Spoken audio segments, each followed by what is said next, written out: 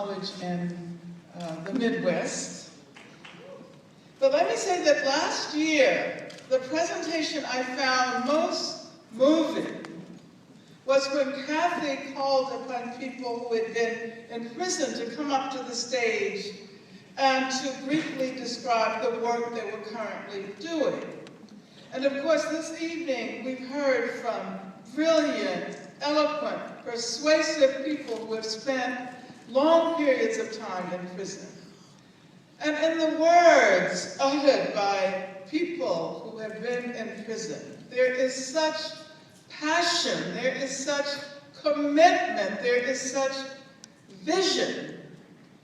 I thought then, last year, and I think now, that whenever we manage to really break down the walls and forge a world beyond the bars, that world will certainly benefit from the fervor for social justice that many former prisoners will bring into that world.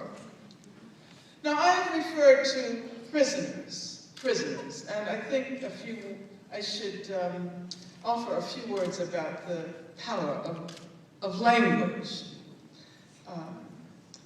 What I've learned as a student and as a teacher is that whoever we are, wherever we may be, however comfortable we might feel in our communities, in our own skins, in our own ideas, we can never stop asking questions about those things we most take for granted. And much more important than what we think is how we think. And of course, the language we use dictates to a large extent what we think. So we have to focus on how we think. So how does the term prisoner, as Miguel was saying earlier, dictate how we think about a whole class of human beings to whom we often wish to draw closer in the work that we do? But in the process, we define them as inferior by grouping them under the term prisoner. But then on the other hand, we can try to demystify that term.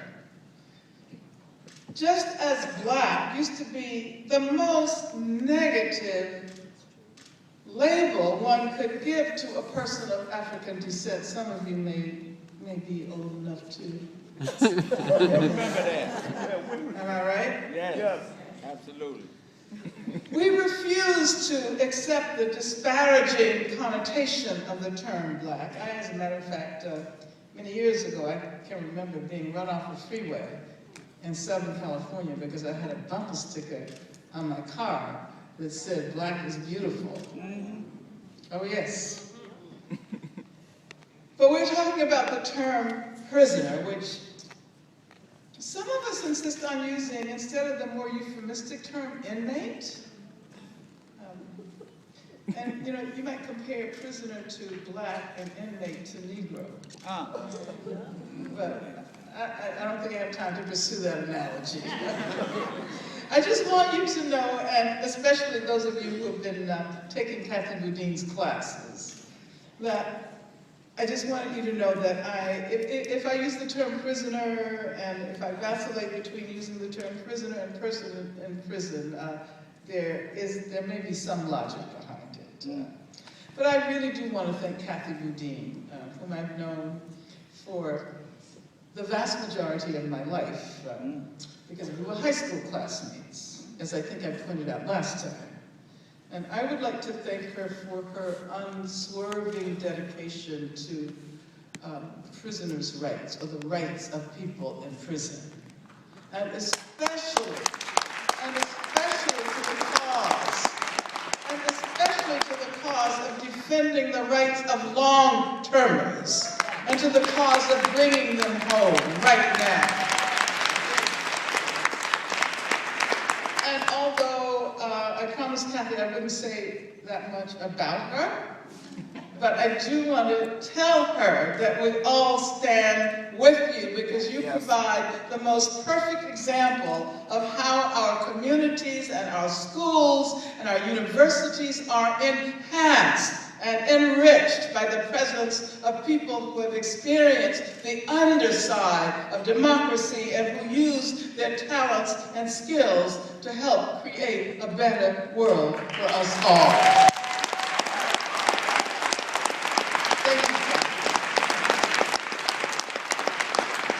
And I should also tell you that I'm in New York for an opening of a film, of a documentary that Sophia, there was wrong information in the, it's not called Angela We Never Knew. Free Angela. It's called Free Angela and All Political Prisoners. And I say this, no, not as a commercial for the film, but I do hear that it opened this morning at the Magic Johnson Theaters in Harlem. And, you know, maybe I'll say a few words about the film at some point. But I will tell you that I thought it might be important to make such a film, not because I wanted people to know me. I mean, that's not important. But because I thought it might be important for young people today to witness the development of a movement that was victorious, a struggle that we actually won.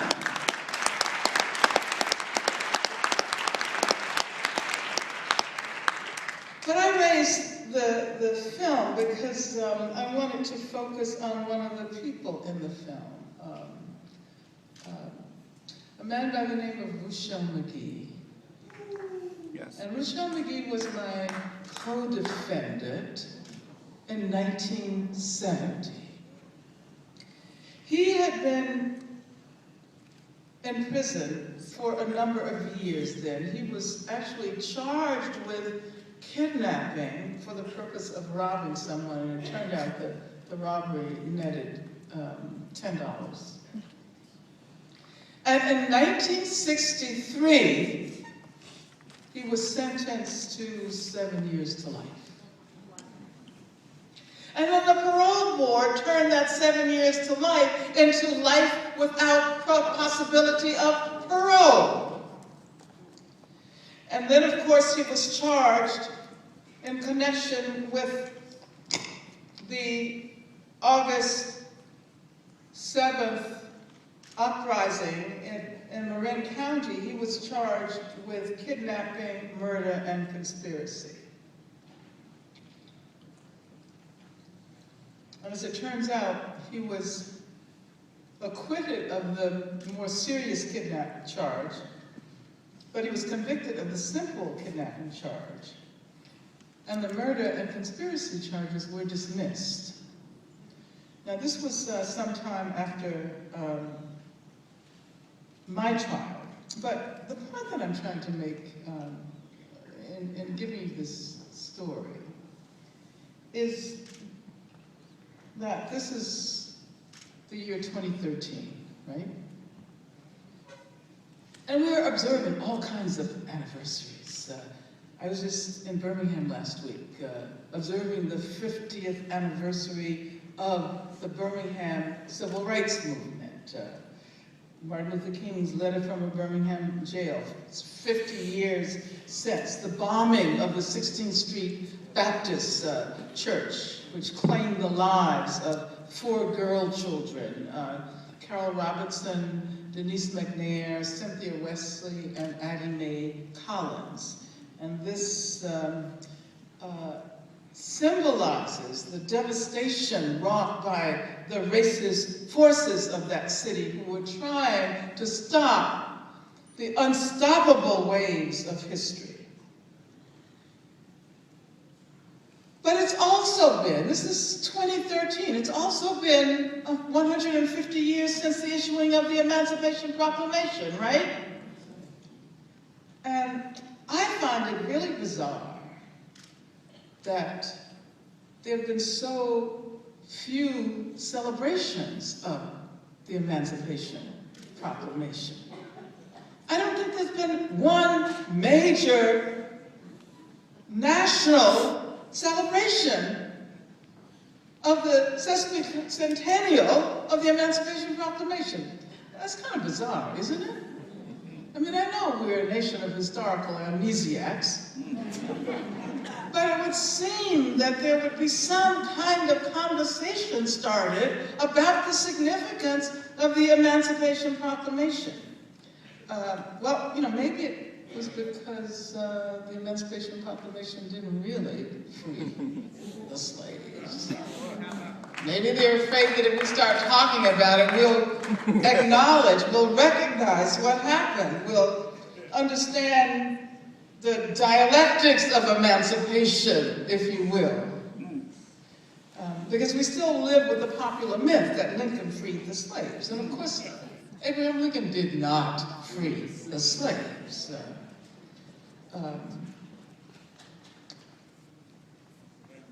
We also live with the myth that the mid-20th century civil rights movement freed Black people who were second-class citizens, don't we?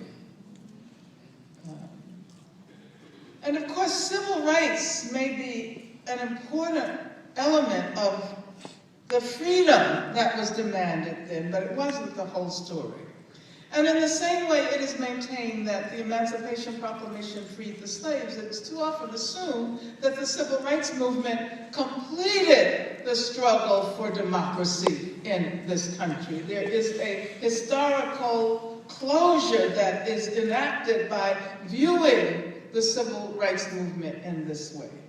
Now, there's a connection between the 150th anniversary of the Emancipation Proclamation and Ruchell Magee's unending imprisonment, because he has been in prison for 50 years. 100 years after the Emancipation Proclamation, Ruchell Magee was in prison. 50 years later, he is still in prison. And getting back to the film, when I learned a lot of things about my own predicament, my own situation. I learned, I had no idea how the FBI caught me. And it was when I watched that film 40 years later that I learned how the FBI tracked me down. And I won't tell you. Because the filmmaker actually tracked down the FBI agent who sort of masterminded the whole search for me, and he explained exactly what they did, step by step. I wish I had known that then. But getting back to Ruchell. Ruchell and I were both charged with murder, kidnapping, and conspiracy. And when I saw him on screen, I was reminded of how I thought about the defense that he wanted to propose. And his argument was that the armed uprising in the courthouse in Marin County in 1970, of course I was the person accused of supplying the weapons, he argued that that was a slave rebellion. And not too many people took him seriously. Including, I have to admit, myself. How could it be possible for there to be a slave rebellion in 1970, 107 years after the Emancipation Proclamation, 105 years after the 13th Amendment? Of course, in the years since 1970, many of us have come to recognize the continuum on which historical slavery and the contemporary prison industrial complex are situated. You've heard about that from Mark Lamont Hill. You've heard about that from Liza Peterson, the wonderful presentation you just heard. Scholars and activists constantly point to this continuum. Michelle Alexander has pointed out that there are more black men in prison and on probation and parole today than there were enslaved in 1850. And so back in 1970, Ruchell McGee was talking about slavery. And I think that as a result of the defense that he wanted to raise, it was the first time I truly became aware of the exception clause in the 13th Amendment. It was the first time I became aware of a Supreme Court decision in 1871 called Ruffin v. Commonwealth of Virginia. And according to that Supreme Court decision, prisoners were effectively, quote, slaves of the state, unquote. And a passage, I think I heard this passage from Ruchell, from that Supreme Court decision: a convicted felon has, as a consequence of his crime, not only forfeited his liberty, but all his personal rights, except those which the law in its humanity accords to him. He is, for the time being, a slave of the state. He is civiliter mortuus. And his state, and that in Latin means he is socially dead, civilly dead. He is civilly dead. And his estate, if he has any, is administered like that of a dead man. Now,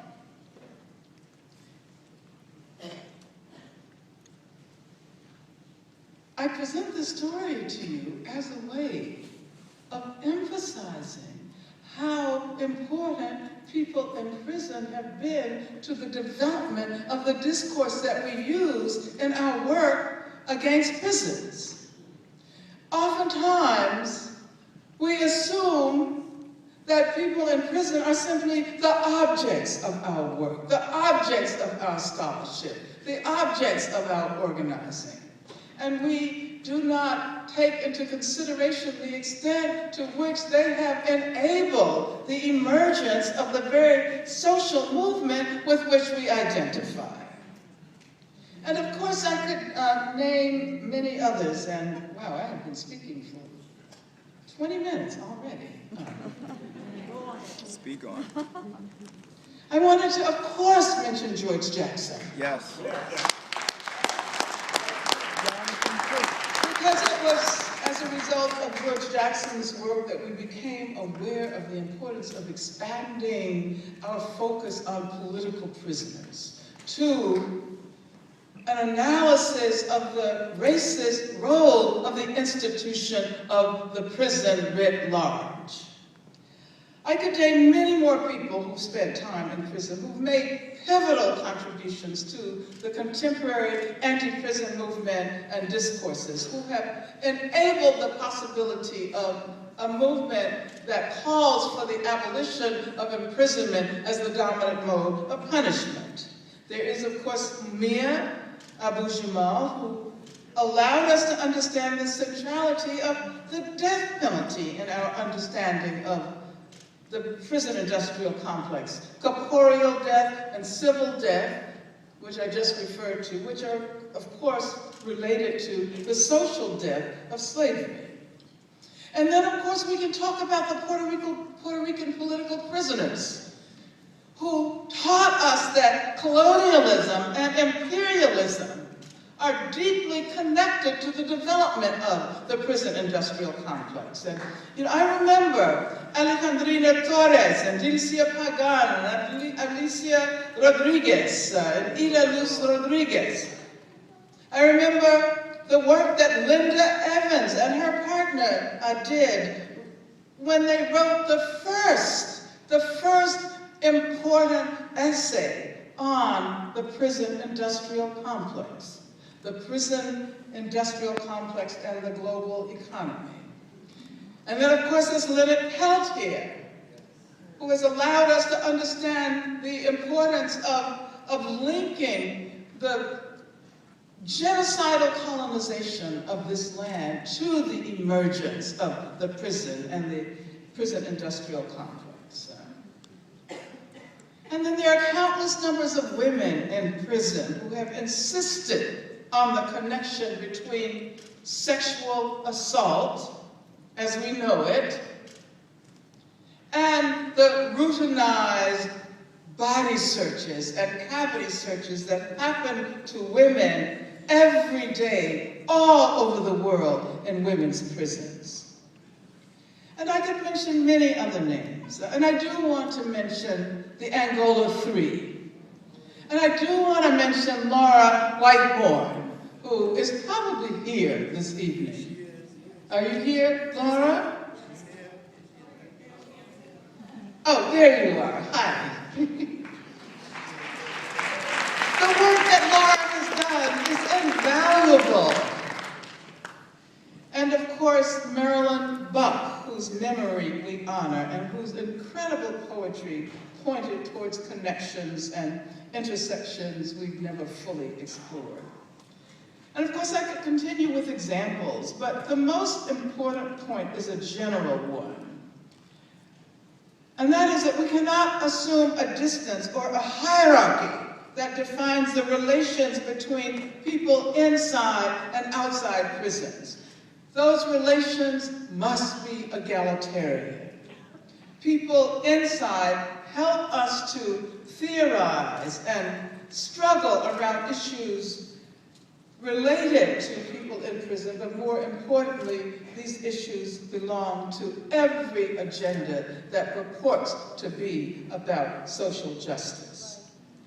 And of course, this means that the neat distinction that we often make between political prisoners and the larger body of prisoners doesn't really work. And so let's talk about the anti-prison movement, the abolitionist movement. How many of you identify with that movement in 2013, in the second decade of the 21st century? How many of you are interested in 21st century abolitionism? Absolutely. All right. As someone who has been doing this kind of work practically all of my life, as I grow older, it becomes an increasingly large portion of my life. But I remember when we had to struggle to get people to understand the importance of the anti-prison movement, when we had to say it's not about prison reform, because reform has actually resulted in the production of bigger, better, more repressive prisons. And I remember when it was difficult to persuade people that this movement was very much linked to a whole range of social justice agendas. And many people were so influenced by dominant ideologies that it was difficult to understand what they might possibly have in common with people sentenced to many years in prison. Today, I think many more people recognize that connection. All over the country, gatherings like this take place on college and university campuses. As a matter of fact, Martha Montiel and I was telling you about the conference where we spoke at Gustavus Adolphus in St. Peter, Minnesota. And it was a student-led conference. It was the 18th annual Building Bridges Conference, and the students themselves overwhelmingly chose the theme, Sentenced to Life, Confronting the Calamity of Mass Incarceration. Now, if that can happen in St. Peter, Minnesota, right? You know, because, I mean, for a long time we've had movements on the coast, and maybe in Chicago. But the campaign against prisons is growing rapidly. And not just against prisons, against stop and frisk. And here, of course, you also have the campaign against the new Jim Crow. Critical Resistance has become an elder organization, right? Because it was founded in 1998. But people are waking up everywhere. I was impressed by the fact that not very long ago at Florida Atlantic University, have you heard about that story? Okay, a company by the name of the Geo Group, formerly known as Mualimm-ak, one of the largest private security corporations in the world, decided to donate $6 million, I believe, to Florida Atlantic in order to claim naming rights for the new football stadium.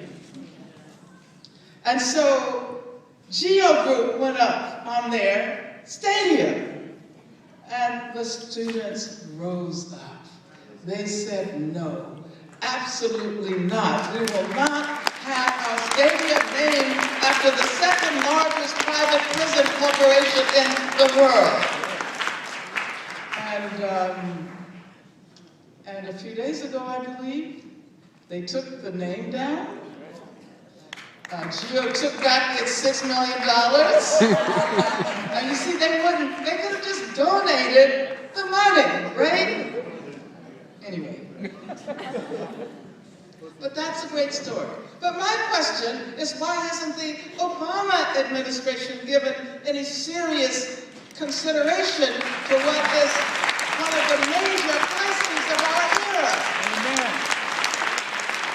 And it is just not simply a question, as Mark was pointing out, of the numbers of people behind bars. I mean, we've heard that figure, 2.5 million, over and over again. The numbers are pretty dramatic by themselves. But it's also about the increasing profitability of punishment. And this is why some years ago we began to use the term prison industrial complex. Today, there are a number of terms that are used that are very important. Mass incarceration, of course, in the aftermath of Michelle Alexander's book. Prisonation. Beth Ritchie just recently wrote a remarkable book, which is called Arrested Justice: Black Women, Violence, and the Prison Nation, which all of you should read.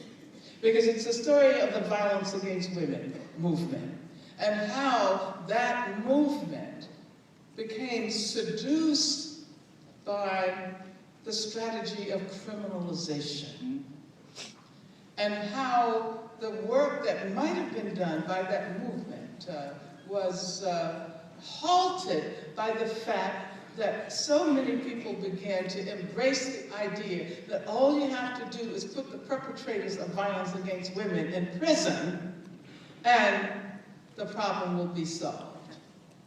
As a matter of fact, you probably end up reproducing the violence against women when you simply put perpetrators in prison, forgetting about the whole complicated context within which this violence has emerged.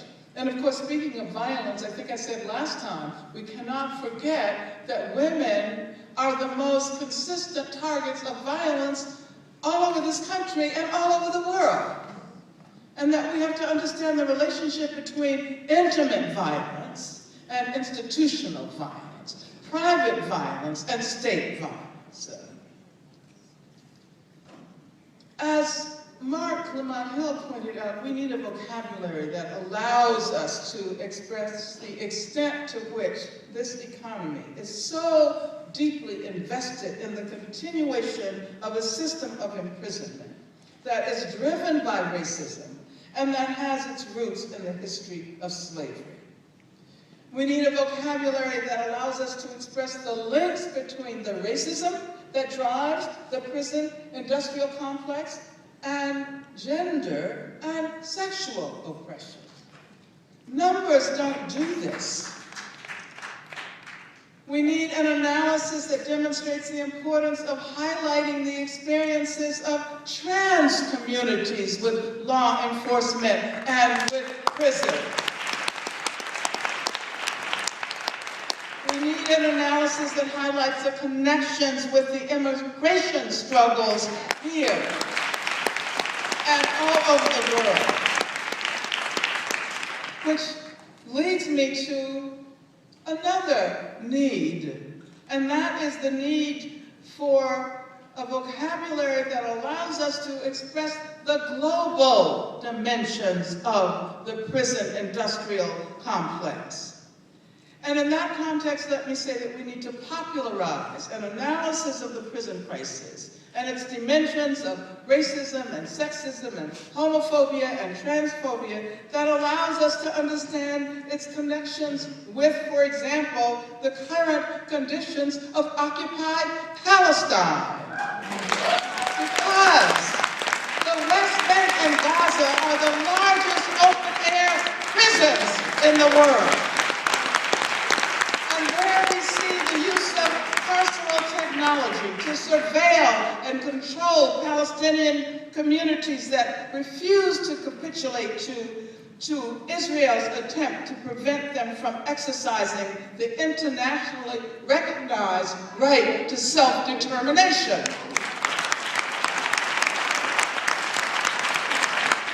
And so let me conclude with an appeal. I have had the honor of participating in the Russell Tribunal on Palestine. And some of you may have attended the session in New York last fall. We held the final session in Brussels, Belgium, about 2 weeks ago, I think. And we decided, among other things, that we would begin to organize an international committee of political prisoners, and I'm using that term prisoner again, representing the Middle East, Africa, South and Central America, North America, Europe, and Asia. And the purpose of this international committee would be to shed light on the situation of Palestinian political prisoners, which is all Palestinian prisoners who are in Israeli prisons, by the way. And this includes their ongoing hunger strikes, which unfortunately are not publicized to the extent that they should be by such organs as the New York Times that the brother said he read. And so I would like you to know that we will be calling for the freedom of Mualimmak and all Palestinian political prisoners.